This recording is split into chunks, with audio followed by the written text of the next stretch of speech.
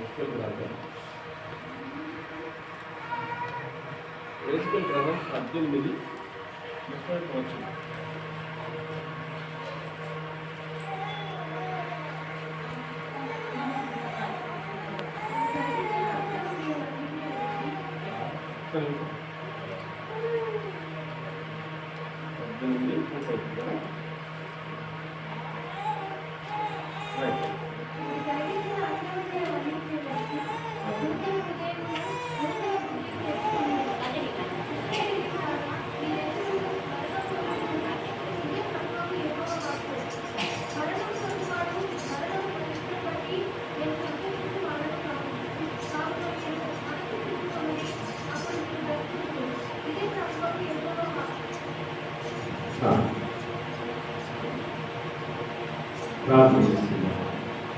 పరిశుద్ధుడైన దేవ, జీవంగల తండ్రి, జీవాధిపతి, గీతాదేవుడు నిరంతరము ఒకటే రీతి దేవుడు.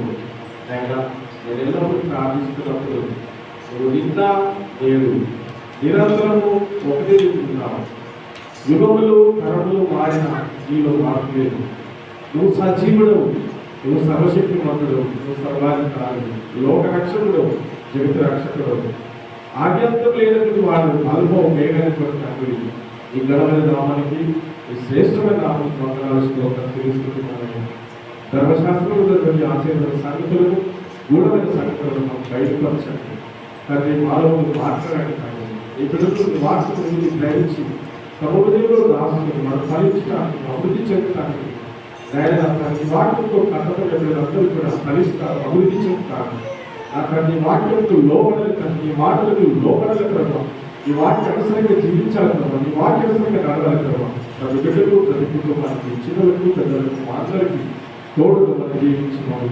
ఈ దినము జ్ఞాపకం చేసుకుని వాక్యంలో ఎదుగుదల మంచి పిల్లలు ఫలించులాగా ఈ విడుదలందరూ కూడా విధి గ్రహించి ఆయన ప్రతి కుటుంబం ఫలించడానికి సహాయపడడం జీవించినాము. అందరికీ జ్ఞాపకం చేసుకున్నాం. యేసయ్య నామములో ప్రార్థిస్తున్నాము. ఆమేన్. హల్లెలూయా.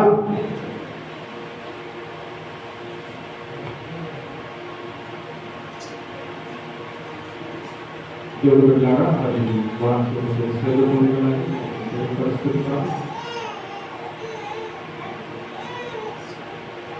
ఒక ముగ్గురు భక్తులు పరిచర్య చేస్తున్నప్పుడు వెళ్తున్నాం. ఒక నది దాటి, ఒక పడవలో నది దాటి వాళ్ళు ప్రయాణం చేస్తున్నారు. ఒక పడవలో చూస్తున్నారు ఆ భక్తులు ముగ్గురు. ఆ నది దాటి వారు ప్రయాణం చేస్తున్నారు. ప్రయాణం చేస్తున్న సందర్భంలో ఈ సాధన శక్తులు ఏమవుతున్నాయంటే, ఈ వ్యక్తులు నది దాటుతున్నారు. నది దాటిన తర్వాత గ్రామాలు ఉన్నాయి. ఆ గ్రామాలకు వెళ్ళి వీరు సువార్త మనం అందిస్తారు. వీరు సువార్త యేసుక్రీస్తు గురించిన సువార్త మనం అందిస్తే అక్కడ ప్రజలు రక్షింపబడతారు, దేవుడు నమ్ముకుంటారు. నన్ను నమ్ముకోవడం భావన సాధన చెప్తున్నారు. కాబట్టి ఈ ముగ్గురు వ్యక్తులు ఆ పడవలో ప్రయాణం చేస్తున్న సందర్భంలో సాధన ఏం చేసిందంటే అలలు కొడుతున్నది. ఆ నది మీద అలలు కొడుతూ ఆ పడవ అలకిన రైతు అది గురిపోవడానికి అవకాశం కల్పించబడుతుంది. అప్పుడు ఆ సందర్భంలో వాళ్ళు ఏమంటున్నారంటే, ఆ పడవ ఉడుకుతున్న సందర్భంలో ఏమంటున్నారంటే, ప్రభువా యేసయ్యా మమ్మల్ని రక్షించు, ప్రభువా మమ్మల్ని రక్షించు. ఒకవేళ మమ్మల్ని రక్షిస్తే ఈ గ్రామంలోకి వెళ్తాము, మనకు సువార్త మనం అందిస్తాము. కనుక ఈ నదిలో మునిగిపోయినా పర్వాలేదు, నీ దగ్గరికి కష్టమని చెప్పి ఆ ముగ్గురు భక్తులు ఆరోగ్య ప్రార్థన పడవలు చేస్తున్నారు. అప్పుడు వాళ్ళు ప్రార్థన చేస్తుంటే సాతాను ఏ ఆలోచన చేస్తున్నారంటే, అయ్యో ఈ పడవలో ఈ ముగ్గురు వ్యక్తులు ఈ నీటిలో సంపేసినాక డైరెక్ట్ పడవలోకి వెళ్ళిపోతారు. అప్పుడు ఈ పని చేయాలని చెప్పి ఆ గాలికి పని ఆపేసింది. ఆ ముగ్గురు వ్యక్తులు చక్కగా వెళ్ళి ఆ గ్రామాలలో హల్లెలూయా. దేవుని బిడ్డలారా, ఈరోజు మన జీవితంలో మంచి చేయాలంటే సాతాను ఎన్నో అడ్డంకులు మనకి తీసుకురాస్తాడు, ఎన్నో అవకతవకలు మనకి తీసుకురాస్తాడు. కనుక మనల్ని ఎన్నో విధానంలో సెల్పాలని, ఎన్నో విధానంలో మనల్ని బలహీనపరచాలి, ఎన్నో విధానంలో మన కుటుంబాలను కానీ మన మీద కానీ దాడి చేసి మనల్ని బలహీనపరచాలని మన ఎన్నో పండగలు ఇస్తాడు. ఆ కుట్రలు మన కుటుంబానికి కూడా మరి మనం జరుగుతాం కాబట్టి వాడు ఏమి చేయాలనుకుంటున్నాడో ఏమి చేయాలనుకుంటున్నాడో ఆ మాటలన్నీ మనకు తెలుసు కాబట్టి వాటికి భయపడకుండా మనం ధైర్యం కొట్టి మనం బలం కొట్టి మనం ఎదిరించినప్పుడు మన ఎదురు పారిపోతాడు. హల్లెలూయా. దేవుని బిడ్డలారా, ఈరోజు చదువుకున్నటువంటి లేఖన భాగంలో మనం జ్ఞాపకం చేసుకుందాం. నూతన హృదయం నూతన బుద్ధి నీకు ఉండాలి అని దేవుని వాక్యం తెలియపరుస్తున్నది. నూతన హృదయము నూతన బుద్ధి కలిగి ఉండమని దేవుని వాక్యం తెలియపరుస్తున్నది. మరొకసారి చదువు చూడండి. మీరు జరిగించిన అక్రమ క్రియలన్నిటిని విడిచి నూతన హృదయమును నూతన బుద్ధిని తెచ్చుకోండి. ఇశ్రాయేలులారా, మీరెందుకు మరణంలో ఇదే ప్రభువు యొక్క వాక్యం. ఇక్కడ దేవుని మాటలు తెలియపరచబడుతుంది. దేవుని బిడ్డలారా, దేవుని వాక్యం మనం ఆలోచించాలి. ఈరోజు దేవుని వాక్యంలో ఆలోచించకపోతే, దేవుని వాక్యంలో శ్రద్ధగా వినకపోతే, దేవుని వాక్యము మనం అశ్రద్ధగా వింటే ప్రతిఫలాలు మనకు లేవు, ఎలాంటి ప్రయోజనాలు మనకు ఉండవు, మనం అనుకునేవి మన జీవితంలో జరగవు. కారణం ఏంటంటే మనము దేవుని వాక్యం వినడం లేదు, దేవుని వాక్యంలో గ్రహించడం లేదు. అందుకంటే ఇక్కడ మీరు జరిగించిన అక్రమ క్రియలన్నింటినీ విడవండి. మీరు జరిగించినటువంటి అక్రమ క్రియలన్నింటినీ విడిచిపెట్టండి. అక్రమ క్రియలు అంటే మనలో చేతగాని పనులు ఎన్నో ఉన్నాయి. మనము చేతగాని పనులు చేస్తాం, చేయించే పనులు చెయ్యం, మనం అక్రమ క్రియలు చేస్తాం. మనము అబద్ధములకు జరుగుతున్నటువంటి వారి మాట వింటాం. వాడు అబద్ధములకు జరుగుడు, వాడు అబద్ధికుడు, వాడు మోసగాడు, పలువురు జీవితాలను మోసగిస్తున్నటువంటి వారి మాట వింటాం. వారి మాట విన్నటువంటి వారందరూ కూడా అక్రమం చేస్తారు. వారి మాట విన్నటువంటి వారందరూ కూడా పాపం చేస్తారు. వారి మాట విన్నటువంటి వారందరూ కూడా నీతి న్యాయం వారిలో లేదు. అందుకని బట్టి దేవుని వాక్యం తెలియపడుతుంది, మీరు జరిగించిన అక్రమ క్రియలన్నింటినీ విడిచిపెట్టాడు. ఈ లోక సంప్రదాయాలు విడిచిపెట్టాడు, ఈ లోక మర్యాదలు విడిచిపెట్టాడు. ఉత్తమము అనుకూలము సజీవుడైన దేవుని వైపు మళ్ళండి, దేవుని వైపు తిరగండి అని చెబుతూ కనుక యేసుక్రీస్తు భక్తుడు చక్కగా వివరించి రాస్తున్నటువంటి మాటలు మనం అర్థం చేసుకుంటున్నాం. ఇవన్నీ విడిచిపెడితేనే మీకు నూతన హృదయము నూతన బుద్ధికి కలుగుతుంటున్నది. ఇవన్నీ మనం విడిచిపెట్టిన తర్వాతనే మనకి ఏం కలుగుతుందట? నూతన హృదయము నూతన బుద్ధి కలుగుతుంది. మనలో అక్రమం విడిచిపెడితేనే, మన నుంచి పాపం విడిచిపెడితేనే, మన సబుద్ధిని ఆధారం చేసుకుని మనం నడుస్తాం. కొంతమందిని మన సబుద్ధిని ఏం చేసుకుంటాము? ఆధారం చేసుకుని మనం జీవిస్తాం. అవన్నింటినీ మనం విడిచిపెట్టినప్పుడు, వాటిని మనం పడేసినప్పుడు, వాటి వైపు మనం చూడకుండా నడిచినప్పుడు మనకెప్పుడు నూతన బుద్ధి కలుగుతున్నది. నూతన హృదయము నూతన బుద్ధి. మన పాత స్వభావము రోత స్వభావము మనలో నుంచి అహంకారము అహంభాయాన్ని మనం తొలగించినప్పుడు మనకేం కలుగుతున్నదంటే నూతన బుద్ధి, నూతన హృదయము నూతన బుద్ధి మనకు కలుగుతున్నది. మంచి హృదయము మంచి బుద్ధి దేవుడు మనకు ఇస్తున్నాడు. దేవుడు పిల్లారా, అందుకే యేసుక్రీస్తు గ్రంథము 36:26 వచనంలో ఏమున్నది? నూతన హృదయం మీకు ఇచ్చెదను, నూతన స్వభావం మీకు కలగజేసును. హల్లెలూయా. హల్లెలూయా చెప్పండి గట్టిగా, హల్లెలూయా హల్లెలూయా. తెలుసా, 2 రోజులు 3 రోజులు అక్కడ జరగబట్టింది, జ్వరం వచ్చింది అక్కడ. కానీ జ్వరములు కింద మీద చేసుకుంటూనే వెళ్ళి కలుగుతున్నారు. దేవుడు బిడ్డలారా, మన బలహీనతలను దేవుడు తీసేస్తాడు, మనకున్నటువంటి అవకతవకలను దేవుడు తీసివేస్తాడు. కాబట్టి మనము ఆయన మీద ఆధారపడి మనం జీవించినప్పుడు దేవుడు తప్పకుండా మనకు అండగా ఉంటాడు, కొండగా ఉంటాడు, కోటగా ఉంటాడు అన్న సత్యాన్ని ఎవరు మర్చిపోదు కదా. అవి కాదని బట్టి ఇక్కడ నూతన హృదయం నీకు ఇచ్చదను, నూతన స్వభావం నీకు కలుగజేస్తున్నాడు అంటాడు. నూతన హృదయం కావాలి మనకు, నూతన స్వభావం కావాలి, మనలో మార్పు జరగాలి, మనలో ప్రక్రియ కావాలి. ఎందుకంటే మనలో మంచి పరివర్తన కలిగిన బిడ్డలుగా మనము జీవించాలి తప్ప కానీ మనము అక్రమం చేసే వారిగా మనం ఉండకూడదు, ఇతరులకు అన్యాయం చేసే వారిగా మనం ఉండకూడదు, ఇతరులకు మోసం చేసే వారిగా ఉండకూడదు, ఇతరుల కుటుంబాలను దొంగిలించే వారిగా ఉండకూడదు. అందుకే దేవుని బిడ్డలారా, మన యొక్క నూతన హృదయం నూతన స్వభావం కలిగినప్పుడు ఇతరులను గౌరవించడం వల్ల కానీ, ఇతరులను ప్రేమించడం వల్ల కానీ కనుక మనం మన మంచి బుద్ధి కలిగి, మంచి జ్ఞానం కలిగి, మంచి వివేచన కలిగి మనం ఇతరులను ప్రేమిస్తాం. చాలా మంది జీవితాలలో తన సొంత బుద్ధి మీద ఆధారపడి ఉంటారు, సొంత జ్ఞానం మీద ఆధారపడి జీవిస్తారు. ఎందుకంటే నీ జ్ఞానం వేరు, ఆయన జ్ఞానం వేరు. నీ తలపులు వేరు, ఆయన తలపులు వేరు. ఆయనకున్న తలపులు వంటి తలపులు నీకు కావాలంటే నూతన హృదయం నీకు కావాలి, నూతన స్వభావం నీకు కావాలి, నూతన బుద్ధి నీకు కావాలి. కనుక నీకు మార్పు చెందాలి, నీ యొక్క హృదయము మార్చబడాలి. నీలో కలవశం లేకుండా నీ హృదయాన్ని అడుక్కోవాలన్నది నేడు దినం నేను మీకు తెలియపరుస్తున్నాను పిల్లలారా. ఎందుకంటే సాతానుడు ఈ రోజుల్లో పలువురు జీవితాలను దొంగిలించడానికి కొరకు వాడు పరిగెత్తుతున్నాడు.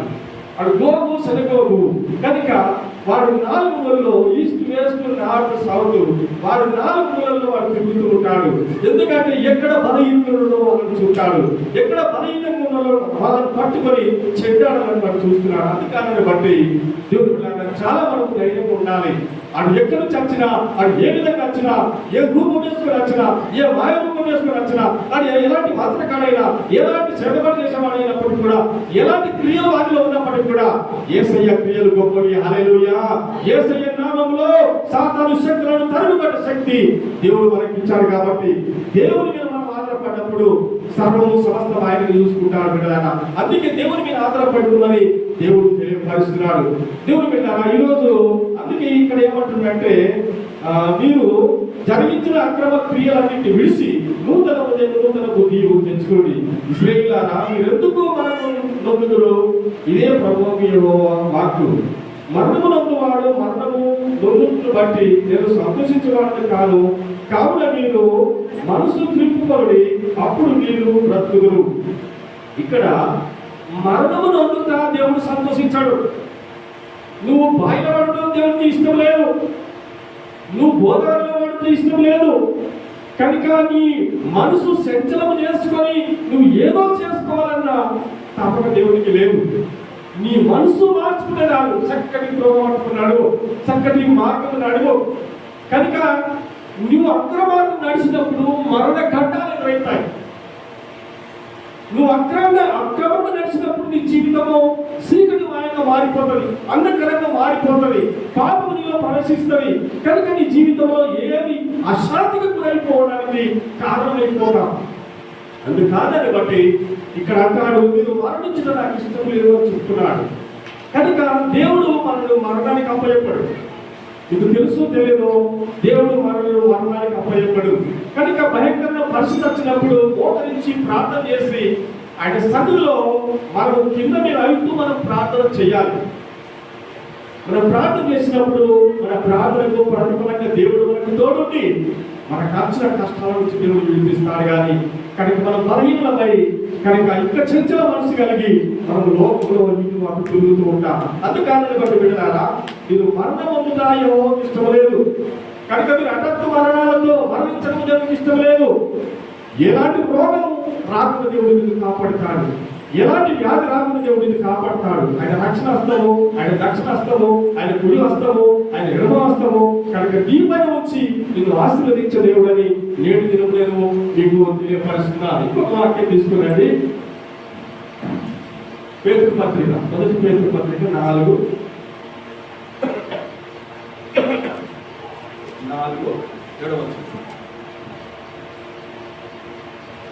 కాబట్టి దేవునికి లోబడి ఉండుడి, అపవాదిని ఎదిరించుడి.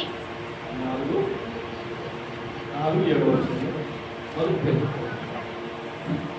అయితే అన్నిటి అంతము సమీపమై ఉన్నది కాగా మీరు స్వస్థ బుద్ధి గలవారై ప్రార్థనలు చేయుటకు మెలకువగా ఉండుడి. ప్రేమ అనేక పాపములను కమ్మును కనుక అన్నిటికంటే ముఖ్యముగా ఒక నీడల ఒకడు నికటమైన ప్రేమ గలవారై ఉండుడి. అయితే అన్నిటి అంతము సమీపమై ఉన్నది కాగా మీరు స్వస్థత బుద్ధి గలవారై ప్రార్థనలు చేస్తూ ఉండుడి. అన్నిటి అంతము సమీపమై ఉన్నది కాగా మీరు స్వస్థత బుద్ధి గలవారై ప్రార్థనలు చేయటకు మేలుగా ఉండండి. స్వస్థత బుద్ధి కలిగిన వారై దేవుని బిడ్డలారా, ఇక్కడ దేవుని వాక్యము తెలియపరుస్తున్నది. కాగా మీరు స్వస్థత బుద్ధి గలవారై మీరు మేలుగా ఉండి ప్రార్థన చేయండి. క్రైస్తవ జీవితము నిద్రపోయే జీవితం కాదు, క్రైస్తవ జీవితము పడుకునే జీవితం కాదు, క్రైస్తవ జీవితము కనుక బలహీనమైన జీవితం కాదు. క్రైస్తవ జీవితము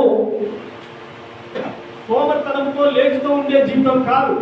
క్రైస్తవ జీవితం అంటేనే సురుకుగా ఉంటారు, జాగ్రత్తగా ఉంటారు. కనుక వాళ్ళు ఏమంటారు, వాళ్ళలో ఒక ఉత్సాహిత కలిగినటువంటి వాళ్ళు.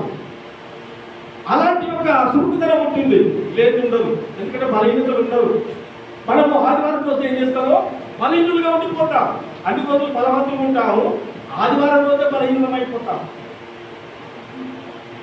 మనము మీకు ఇంకోటి తెలియదు, సమయమును వారి యొక్క సద్వినియోగం చేసుకోవాలి.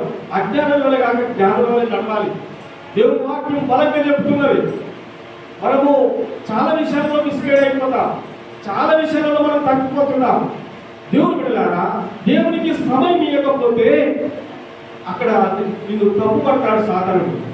సమయమును పోనీక సద్వినియోగం చేసుకోండి, అజ్ఞానం వల్ల కాక జ్ఞానం వల్ల నడుచుకోండి అనే మాట జ్ఞానత్వం కలిగిన వాళ్ళు సమయాన్ని పోనీయారు. ఆమె చెప్పండి హల్లెలూయా. ఒక ఆమె అంటుండే 12 గంటలకు అంటుండే, అయ్యగారు ముగించుకుండే. 12 గంటలకు అంటుండే, అయ్యగారు ముగించుకుంటారు. అవి వచ్చే వరకు ప్రార్థన అయిపోతుంది. ప్రార్థన అయిపోయిన తర్వాత ఇక చేతిలో ముచ్చట్లకు మాత్రం 3 గంటలు. దేవుని వాక్యం మాత్రం అర్ధగంట కూడా సమయం ఉండదు. ఇలాంటి మనుషులు, ఇలాంటి స్వభావం కలిగినటువంటి వ్యక్తుల్లో దేవుడు ఉంటాడా? దేవుడు కార్యం చేస్తాడా? దేవుడు అద్భుతం చేస్తాడా? దేవుడు విన్నాడా? నమ్మకమైన జీవితము కొంతకాలము మనము బ్రతికినంత కాలము మంచి జీవితం జీవించాలని దేవుడు చెబుతున్నాడు. ఇక్కడ అపొస్తలుడైన పేతురు 4వ అధ్యాయం 7వ వచనంలో చక్కగా చెప్తున్నాడు కదా. చూడండి ఇక్కడ, అయితే అన్నిటి అంతము సమీపమైనది. అన్నిటి అంతము, అన్నిటి అంతం అంటే ఏంటిది? అన్నిటి అంతం అంటే ఏంటిది? నీ కుటుంబం నా కుటుంబమా? నీకు నాకు విరుద్ధమైతే మన కుటుంబాలేనా? అన్నిటి అంతము, అన్ని సర్వము నాశనం అయిపోతాయి. భూమి కానీ, ఆకాశం కానీ, అంతరిక్షములు కానీ, సముద్రం కానీ, కనుక వాయుమండలంలో ఏదున్నా దేవుడు అంటున్నాడు సర్వనాశనము అయిపోతాయి. అన్నిటి అంతము పతనం అయిపోతున్నది. కానీ మానవునితో దేవుడు ఎంతగా ప్రేమిస్తున్నాడో తెలుసా? మానవుని ప్రేమిస్తున్నాడు దేవుడు, నిన్ను నన్ను ప్రేమిస్తున్నాడు దేవుడు. నీ పైన నా పైన అపారమైన ప్రేమ పెట్టుకున్నాడు. నీ పైన నా పైన ఆయన భారం వేసుకున్నాడు. నా బిడ్డలు, నా సొంతైన ప్రజలు, నా రక్తంలో కడగబడిన వారు నా మాట వింటారని ఆయన నమ్ముతున్నాడు. నమ్మక ద్రోహం చేసిన వారిని దేవుడు మెచ్చడు. నిన్ను నమ్మితే నువ్వు నమ్మక ద్రోహం చేసినావు అనుకో. నమ్మక ద్రోహం అంటే ఏంటిది? నమ్మక ద్రోహం అంటే ఏంటి చెప్పండి? సరైన సమయం రాకపోతే ద్రోహమే. వేస్తున్నాడు 12 కాల్చి 12 అంటే వాళ్ళు అనుకుంటారు కదా, ఆ సమయాన్ని మొదలుపెట్టుకుంటే ఏదో జరుగుతుంది అనుకుంటారు. కానీ జరగదని, ఎలాంటి విషయంలో అది జరగదు. నీ యొక్క సిస్టమేటిక్ ఏంటంటే, నువ్వు చేసే పని ఏంటంటే దేవుడికి ఇచ్చే సమయం. సమయం నేను చాలా నేర్చుకున్నాను కాబట్టి నీకు సమయం చెప్తే ఎక్కలేదు, కానీ ఎదుర్కోండి నీ ఇష్టం. నేను సమయం నేర్చుకున్నాను. మొట్టమొదటిగా సమయం అనేది దేవునికి ఇవ్వాలి. మన టైంను మనం పాటించాలి. అది చాలా ప్రాముఖ్యమైన ఇంపార్టెంట్. అది ఆజ్ఞలలో మన సమయం పాటించాలి, మనం పాటించి ఉండాలి. మీకు ఎందుకు తెలుసా? ఎద్దు తన కాడి ఎదుగుతుంది, గాడిద తన గంత ఎదుగుతుంది, మానవుడు మాత్రం గ్రహించాడు. ఉండగలేదు అన్నమాట. ఎద్దు తన కాడి ఎదుగుతా. నువ్వు నాకు ఎద్దుల బండి కూడా తెలుసు. మనము ఎద్దులు బండిని తీసి కొంచెం లేపినాం అనుకో, ఎద్దు ఏం చేస్తుంది తెలుసా మీకు? మెడలంచి కాని తీసుకుంటుంది. అది మెడలంచుతుంది. మనం దాని మీదకి లేపలేము. కానీ అది ఏం చేస్తుంది తెలుసా? దాని మెడలు అంచిన తర్వాత అది లేపి పడేస్తుంది. అది ఎంత పెద్ద పరైనా అది తీసుకొని పోతుంది. ఎద్దు తన కాడి జరుగుతున్నది, గాడిద తన గంత జరుగుతున్నది. మానవునికి బుద్ధి లేదు, దేశ గ్రంథంలో రాస్తాడు. మానవునికి జ్ఞానం లేదు. కనుక వానికి అరికాలు మొదలుపెట్టి వరకు పచ్చి పుండే గాయాలే. ఎప్పుడు వాడు పిండబడతలేడు, కడగబడతలేడు. ఎందుకు? మన జీవితము దేవునికి ఇంపార్టెంట్.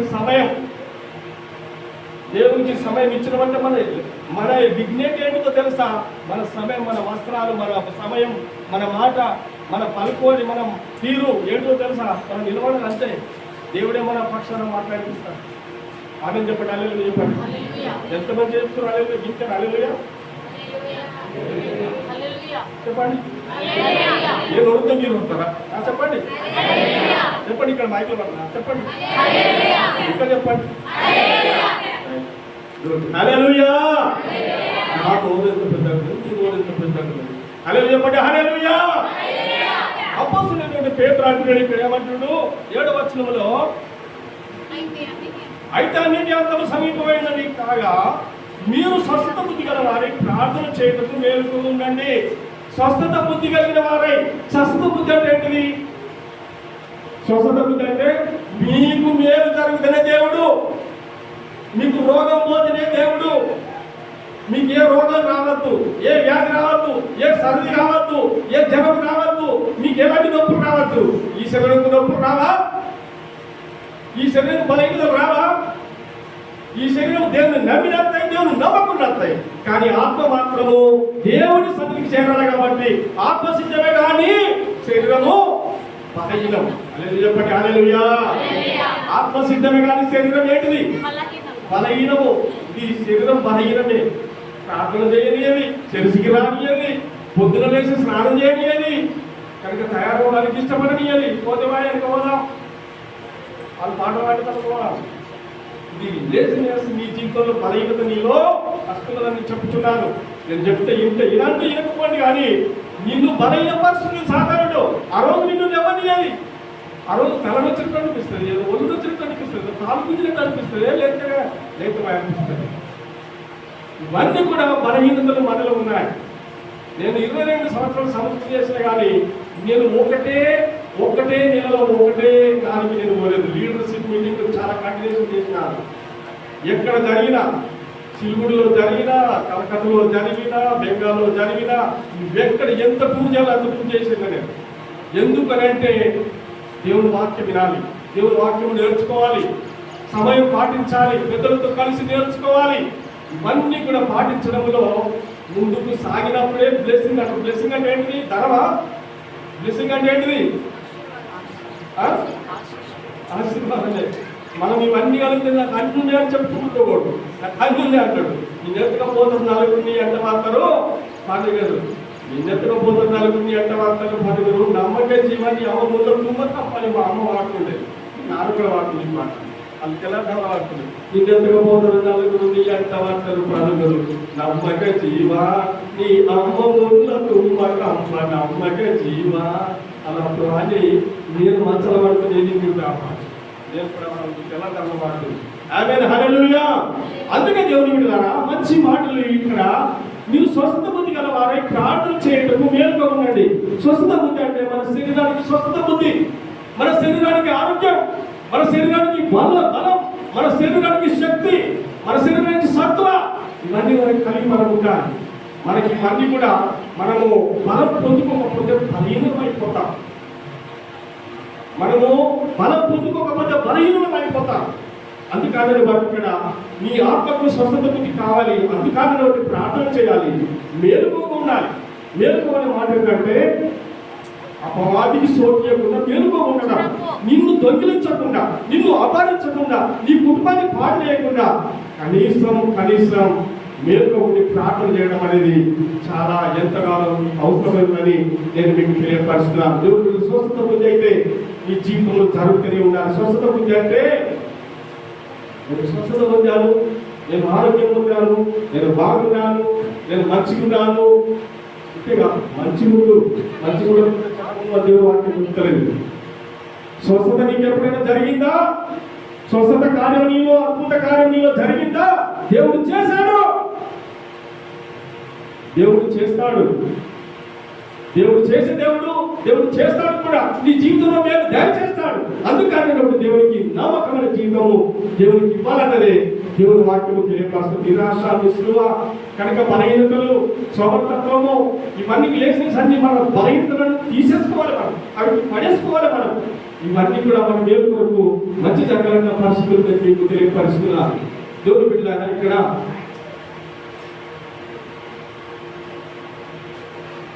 ఇంకొక వాక్యం తీసుకోండి. లోకస్వామి తీసుకోండి. లోకస్వార్త 10వ అధ్యాయం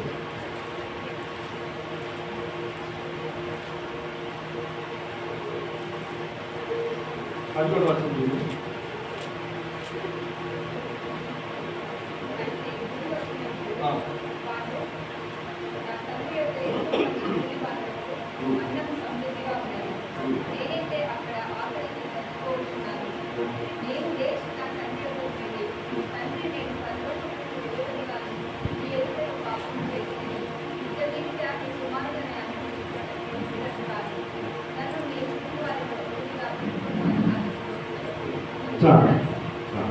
ఆమె చెప్పండి, హల్లెలూయా హల్లెలూయా హల్లెలూయా, స్తుతి మహిమ ఎల్లప్పుడూ దేవునికి చెందును.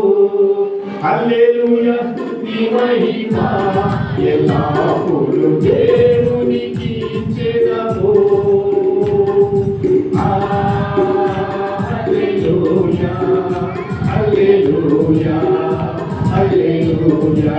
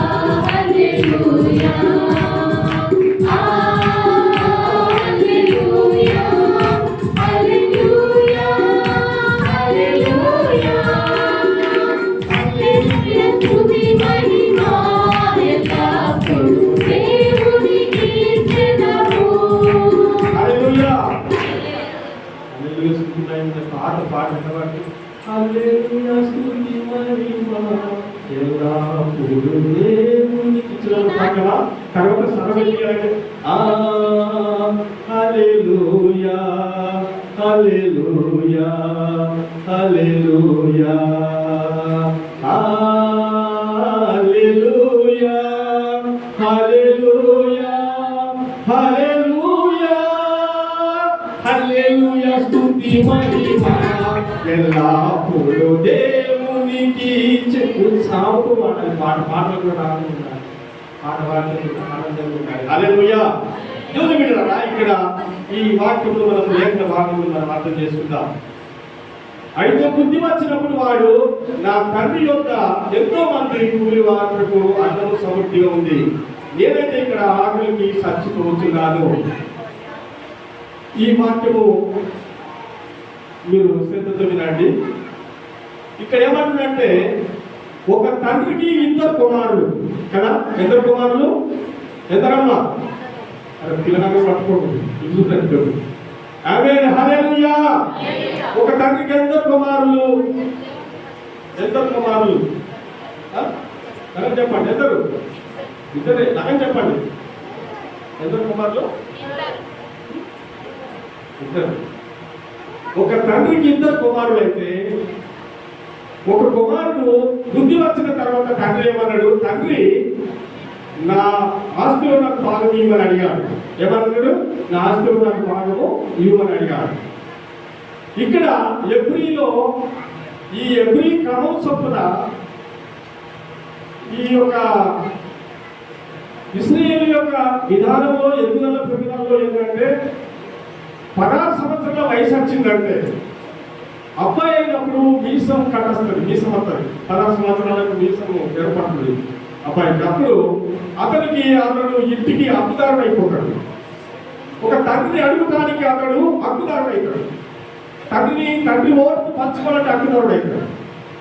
అప్పుడు ఆ కొడుకు తండ్రిని అడుగుతున్నాడు, నా ఆస్తిలో నాకు భాగం ఇచ్చేసేయి, నేను వెళ్ళిపోతా, నేను వ్యాపారం చేసుకుంటా, నేను మీతో ఉంటే నేను వెళ్ళిపోతానంట. అప్పటికి ఆ కుమారునికి పెళ్లి కాలేదు, వివాహం కాలేదు, ఏమి కాలేదు. వయసు కొంచెం వచ్చింది. ఆ వయసు కూడా మిడిల్ జ్ఞానం అంటారు దాన్ని కూడా.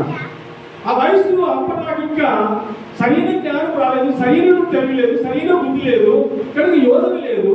కానీ అతడు అక్కడ ఏం చేసినట్టు తెలుసు? తండ్రి, నా ఆస్తిలో బాగా మీకు నేను ఎదుగుతాను, వ్యాపారం చేసుకుని బతుకుతాను.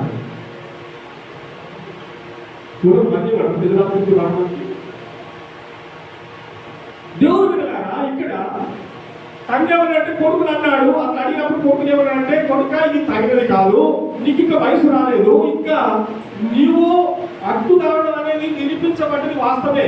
కానీ ఈ సమయంలో ఈ డబ్బును కానీ నేను ఇచ్చే ఆస్తిని కానీ తీసుకొని పోతే నువ్వు సరైన విధానంలో ఖర్చు పెట్టలేవు, కనుక నువ్వు ఇంకా నా దగ్గర ఉండాలని చెప్తే కొడుకు అన్నాడు, లేదు లేదు నాన్న, నేను వ్యాపారం చేసుకుంటాను, నేను డబ్బు సంపాదించుకుంటాను, ఇంకా నేను లాభసాధ్యాలను సంపాదించుకొని నేను ఎక్కువ బతుకుతాను అని చెప్పి తండ్రిని బలవంతం పెట్టాడు, తండ్రిని ఒత్తిడి చేశాడు, తండ్రి మీద కనుక ఎన్నో మాటలు మాట్లాడి ఉంటాడు. అప్పుడు తండ్రి ఏమన్నాడంటే, సరే ఇద్దరు కుమారులు కాబట్టి పెద్దోనికి చిన్నోనికి నీకు ఓట వంచిస్తున్నా అని చెప్పి చిన్నోనికి పంచాడు. చిన్నోనికి తనకు వచ్చిన ఓటనంతా తీసి అతను చిన్నోని చేతిలో పెట్టాడు, చిన్న కుమారుడు చేతిలో పెట్టాడు. సిద్ధ కుమారుడు చేతిలో పెట్టిన తర్వాత మీకు చెప్పే మాట ఏంటంటే, మీకు కొందరికి అర్థం కాదని చెప్తున్నాను. ఆ సిన్నోడు ఆస్తిని తీసుకున్నాడు, డబ్బు తీసుకున్నాడు, ప్రయాణం చేశాడు, కొంత దూర దేశం వెళ్ళిపోయి కొందరు స్నేహితులతో కలిశాడు. ఈరోజు యవనస్తులకు గురించి కొంత తెలియపరిచింది ఏంటంటే, ఆ డబ్బును పంచుకొని వెళ్ళిపోయిన తర్వాత కొంత దూరం పోయిన తర్వాత కొంతమంది స్నేహితులతో కలిశాడు. ఈరోజు యవనస్తులు ఎందుకు తోడకపోతున్నారు? యవనస్తులు ఎందుకు దారి తప్పిపోతున్నారు? యవనస్తులు తల్లిదండ్రుల మాట ఎందుకు వినలేకపోతున్నారు? ఎందుకు యవనస్తులు ఎందుకు చొట్టిల్లుతున్నారు? యవనస్తులు ఎందుకు పడిపోతున్నారు? ఎందుకు వాళ్ళ జీవితంలో ఆత్మ జీవితంలో ఎదగలేకపోతున్నారు అంటే వాళ్ళ సొంత నిర్ణయాలు తీసుకుంటారు. వాళ్ళు తన సొంతని ఆధారం చేసుకుంటారు. వాళ్ళు అప్పుడు వాళ్ళకు జ్ఞానం వచ్చినట్టుగా, వారికి ఏదో తెలివి వచ్చినట్టుగా, వారితో సంపాదిస్తున్నట్టుగా, కనుక తల్లిదండ్రుల మీద లేనిపోని అన్ని ఏదో అబద్ధాలు వేసి వాళ్ళు డబ్బు తీసుకోవడానికి ప్రయత్నం చేస్తారు. ఈ సాగులు పెడతారు, ఆ సాగులు పెడతారు, ఇది కావాలంటారు, అది కావాలంటారు. కనుక వయసు వచ్చిన తర్వాత తల్లిదండ్రులను ఒత్తిడి చేస్తున్నటువంటి యవనస్తులు ఉంటారు. తల్లిదండ్రులను ఒత్తిడి చేసి ఎంత డబ్బు కావాలి, అంత డబ్బు కావాలి, దీనికి కావాలి, దానికి కావాలని చెప్పి తల్లిదండ్రులను ఒత్తిడి చేసే కుమారులు ఉంటారు, కుమార్తెలు కూడా ఉంటారు. యవనస్తులైనటువంటి వారు చాలా జాగ్రత్తగా ఏంటంటే, తండ్రి చెప్పినటువంటి మాట ఎందుకు తెలుసా? నీ తల్లి నీ తండ్రిని సన్మానించిన నీ జీవితంలో దీర్ఘాయుష్మంతుడవుతావు. నీ తల్లిని తండ్రిని సన్మానించి నీ తండ్రి చెప్పిన మాటలు విన్నటువంటి కుమారుడు బుద్ధిమంతుడైతాడు, జ్ఞానవంతుడైతాడు, తెలివిపరుడైతాడు. అతడు ఏమన్నాడంటే సన్మానించబడతాడు. అంటే అతని జీవితంలో అతడు ఎదుగుతున్న కొలదిగా దీవించబడతాడు. తల్లిదండ్రులు ఏ కుమారుని ముంచివేయరు, తల్లిదండ్రులు ఏ బిడ్డను ముంచివేయరు. తల్లిదండ్రులు తన బిడ్డల కొరకు ఆస్తిని సంపాదిస్తారు. తల్లిదండ్రులు వాళ్ళ భవిష్యత్తు ఆలోచిస్తారు. తల్లిదండ్రులు వాళ్ళు బాగుపడాలని కోరుకుంటారు. వాళ్ళు పెళ్లి చేసుకోవాలి, వాళ్ళు పిల్లలు కట్టుకోవాలి, వాళ్ళు మంచి ఇల్లు కట్టుకోవాలి, వాళ్ళ భవిష్యత్తు బాగుండాలనేదే తల్లిదండ్రుల ఆశ. ఏ తల్లిదండ్రులు కూడా ఏ కుమారుని నష్టపరచడానికి ఇష్టపడరు. కానీ మన దురుద్దేశాలు ఏంటో తెలుసా? మన దురనుమానాలు ఏంటో తెలుసా? మన పాత స్వభావం ఏంటో తెలుసా? మన పాశ్చిమ స్వభావంతో మనం ఉంటాం, పనికి వాళ్ళ జీవితాలతో ఉంటాం. కానీ అలాంటి వారి జీవితంలో ఏమైపోతారంటే, నేను ఇది చేస్తాను, నేను బొంబాయి పోతాను, నేను ఢిల్లీ పోతాను, నేను ఔరంగాబాద్ పోతాను, నేను మస్కట్ పోతాను, నేను దుబాయ్ పోతాను, నేను సింగపూర్ పోతాను అంటారు. అంటే ఇవన్నీ కూడా లేనిపోని అలవాట్లతో పోతున్నటువంటి వారందరూ భక్తి లేని వారు, భయం లేని వారు, ఇష్టానుసారంగా జీవిస్తున్నటువంటి వారు. నువ్వు బొంబాయి అయినా, నువ్వు కలకట్ట అయినా, నువ్వు ఢిల్లీ అయినా, నీవు దుబాయ్ అయినా, నువ్వు ఏ దేశం అయినా తల్లిదండ్రులను బాధ పెట్టుకొని నువ్వు ఏదో రకంగా డబ్బు తీసుకొని ఏదో ప్రాంతం తిరుగుతానికి వెళితే సక్సెస్ కాలేవు బిడ్డ అని చెప్పండి. హల్లెలూయా. ఎందుకంటే నువ్వు ఎక్కడ ఏ పని చేయాలన్నా తల్లిదండ్రుల ఆశీర్వాదం నీకు ఉండాలి, తల్లిదండ్రుల దీవెన నీకు ఉండాలన్న సత్యము నేటి దినములను ఎవరి పిల్లలు చెప్తున్నారు. కనుక దేవుడు పెట్టారా, ఇతడు ఆస్తంతా పంచుకున్నాడు, దూరదేశం ప్రయాణం వెళ్ళిపోయాడు. స్నేహితులతో కలిసిన వ్యక్తులు తెలిసిన స్నేహితులు డబ్బులు చూశారు, ధనం చూశారు, కనుక వీళ్ళు చాలా బాగున్నా చూశారు. కనుక ఇతని బలహీనతలను వాళ్ళు గుర్తెరిగి, ఇతడు బలహీనతలను అతడు గుర్తెరిగి వాళ్ళు గుర్తెరిగి ఏం చేశారంటే అతన్ని తాగడానికి, తినడానికి ఎంజాయ్ చేయించారు. సిగరెట్ తాగడం కానీ, బీడి తాగడం కానీ, కళ్ళు తాగడం కానీ, కనుక స్త్రీలతో సఖ్యత్వం చేయడం కానీ, లోకసరమైన జీవితంలో అతడు మునిగిపోతున్నాడు. హల్లెలూయా చెప్పండి. హల్లెలూయా. ఎక్కడ మునిగిపోతున్నాడు? అతడు లోకంలో మునిగిపోతున్నాడు, లోకసరంగా మునిగిపోతున్నాడు. భక్తి ఏమైనాలో దగ్గర చదివినట్టుగా లేడు. అతని ఫేస్ మారిపోతున్నది, అతని జీవితం మారిపోతున్నది.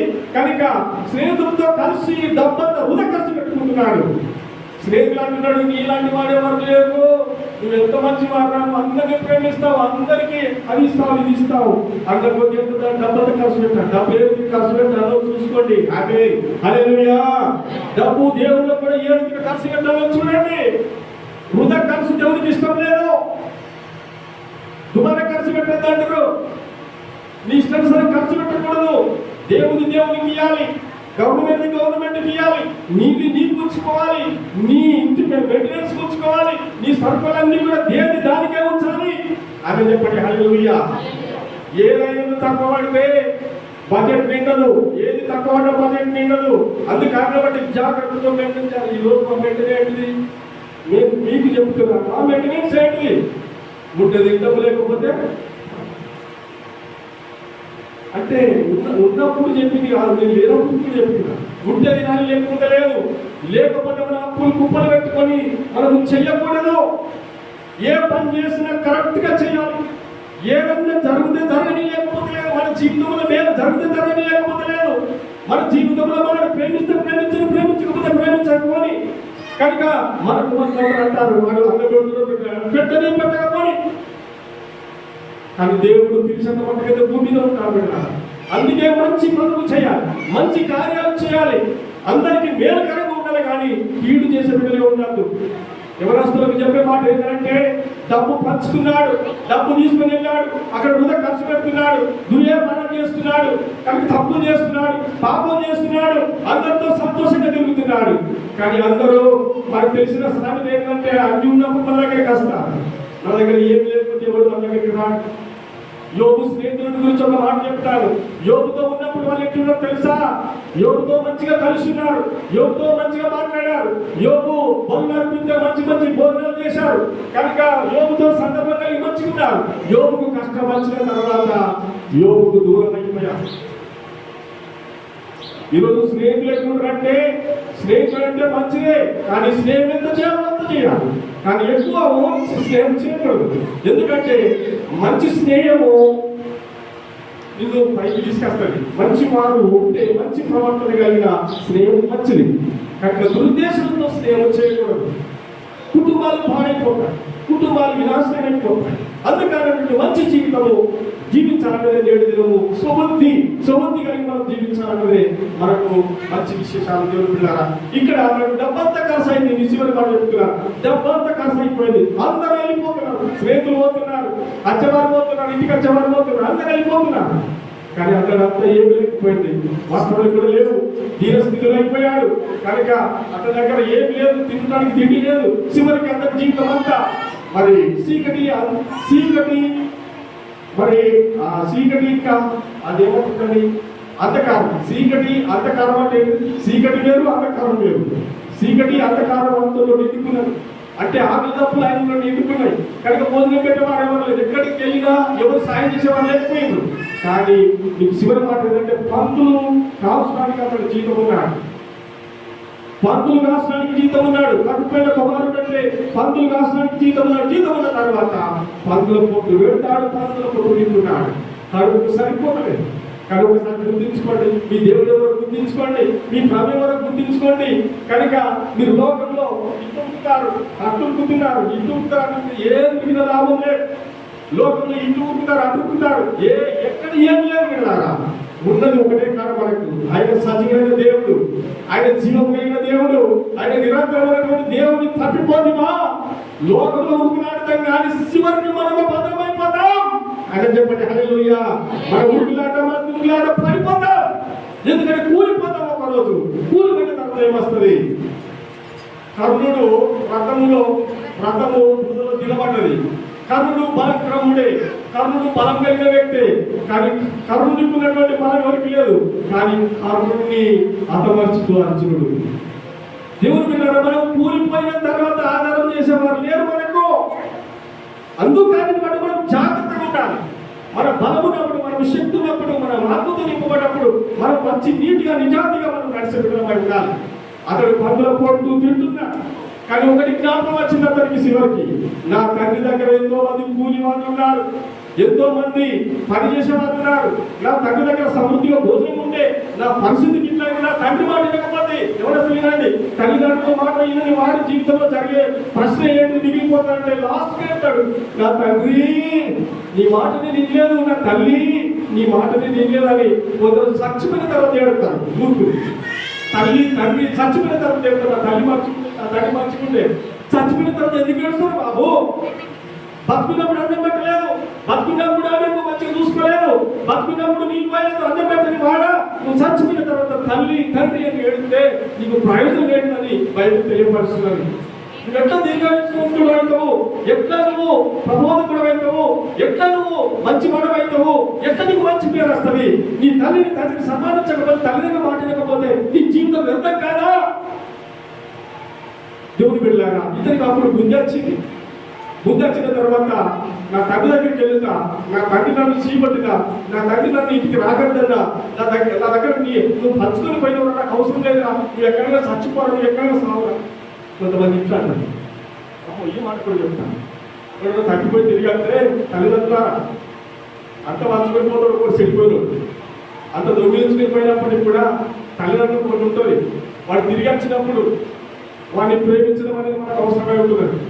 అరే నువ్వు అన్ని వంచుకొని పోయినప్పుడు నా ఇంటికి గడపదురా, నా ఇంటికి రావద్దురా, నువ్వు వచ్చినట్లయితే బాగుంటుందిరా అని చెప్పడానికి వీలేదు. కానీ ప్రేమతోనే అని అమ్మానిచ్చి ప్రేమతో బతుకురా చెప్పాలి. ఓటైతే లేదు వానికి, అనికైతే అమౌంట్ అయితే లేదు, అతనికి ఇక్కడ ఆస్తి అయితే లేదు, కానీ బతకడానికి అవకాశం ఇవ్వాలి. చెప్పండి హల్లెలూయా, చెప్పండి హల్లెలూయా. బ్రతకడానికి అవకాశం ఇవ్వాలి, దేవుడి దగ్గర బతకడానికి అవకాశం ఇవ్వాలి.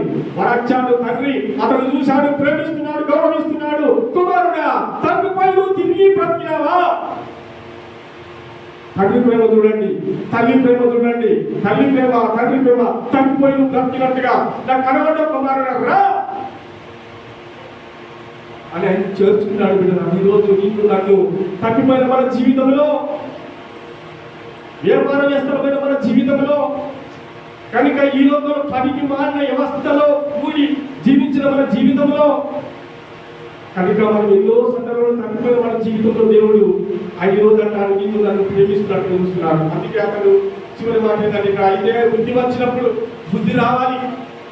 నేను అడిగే మాట అది, బుద్ధి అనేది రావాలి, జ్ఞానం అనేది రావాలి, తెలివి అనేది రావాలి.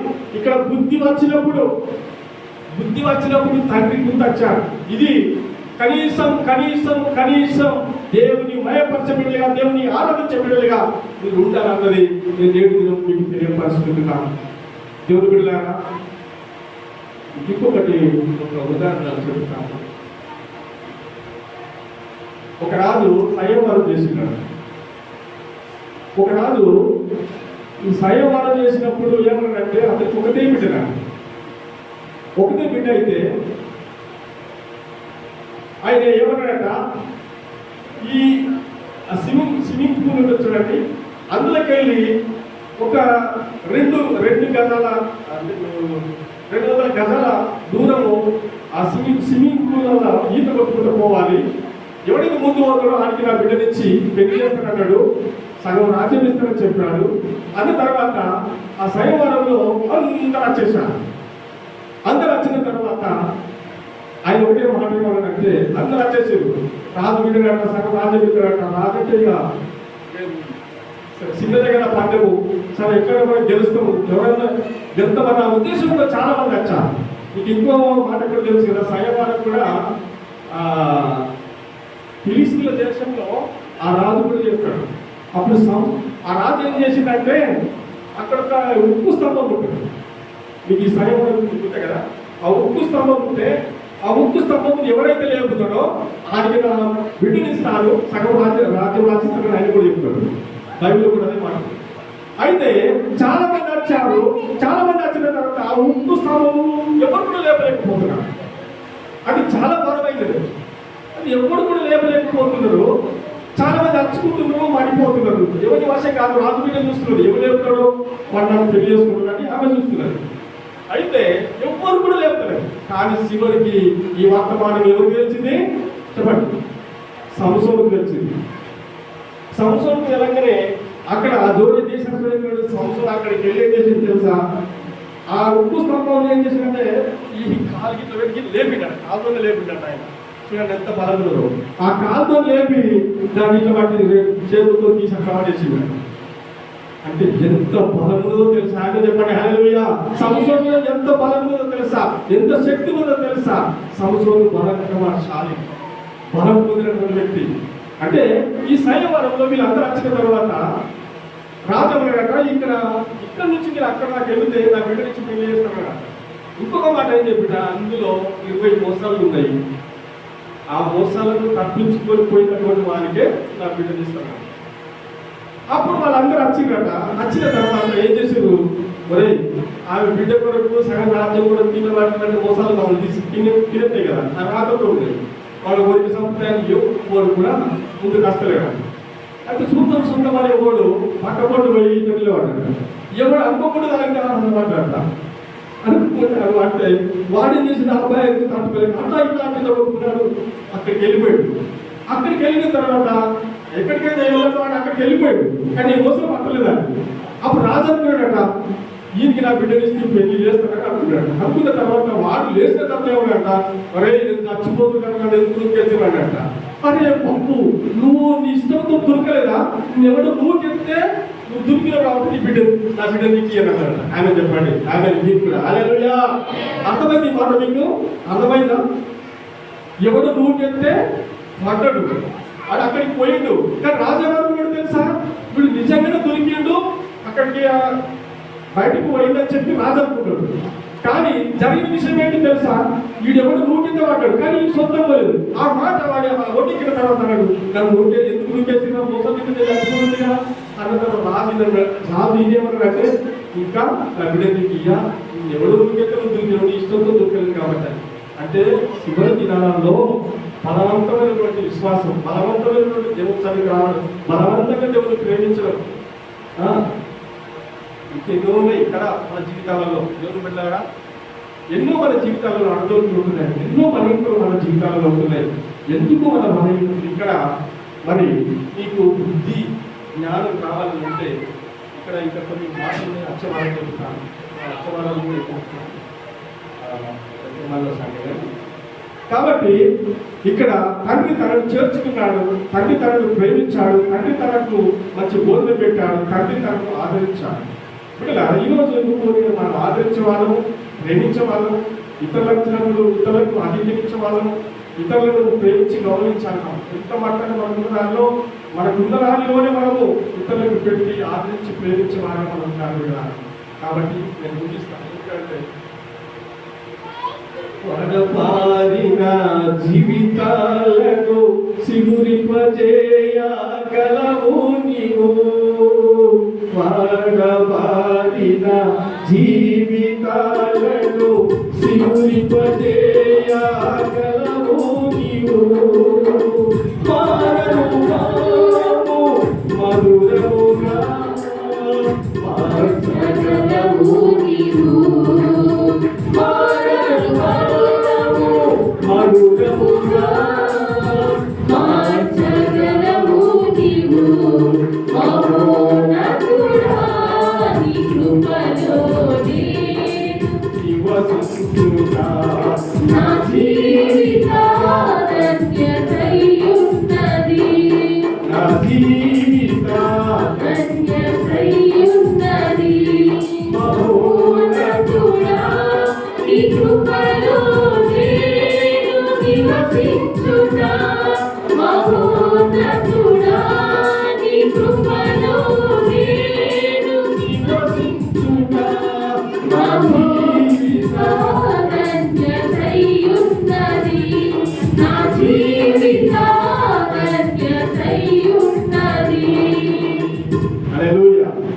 ఆడవారిన జీవితం ఆడవారి జీవితాలలో దేవుడు ఏం చేశాడు? సిద్ధంగా చేశాడు. బిడ్డలు చాలా సిద్ధంగా ఉండాలి, చాలా హుషారుగా ఉండాలి. శివజనంలో ప్రార్థన చేయాలి.